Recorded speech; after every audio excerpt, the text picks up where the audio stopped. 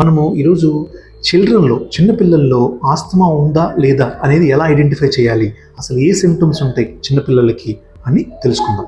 So చిన్నపిల్లలకి more కామన్గా ఉండే సిమ్టమ్స్ వచ్చేసి cough, frequent cough, especially winter క్లైమేట్లో నైట్ టైంలో ఎక్కువగా ఉంటుంది. అండ్ బ్రెత్లెస్నెస్, కొంచెం ఆయాసంగా ఉంటున్నారు, దాంతోపాటు వీజింగ్, పిల్లి కూతురులాగా సౌండ్స్ వస్తున్నాయి. ఈ సిమ్టమ్స్ అన్నీ కూడా సీజన్ చేంజ్ అయినప్పుడు ఎక్కువగా ఉండి నార్మల్ ఎండాకాలంలో నార్మల్గా ఉండటము, ప్లస్ నైట్ టైము ఈ సిమ్టమ్స్ ఎక్కువగా ఉండటము జరుగుతుంటే మీరు బ్రాంకియల్ ఆస్తమా ఉంది అని సస్పెక్ట్ చేయాలి. ఇలాంటి సిమ్టమ్స్ ఉన్నప్పుడు మీరు పల్మనాలజిస్ట్ దగ్గర కానీ పీడియాట్రిషియన్ దగ్గర కానీ వెళ్ళి ఆ సిమ్టమ్స్ని కన్ఫర్మ్ చేయించుకొని టెస్ట్ ద్వారా కన్ఫర్మ్ చేయించుకొని మెడిసిన్స్ అనేది as early as possible start చేయాలండి.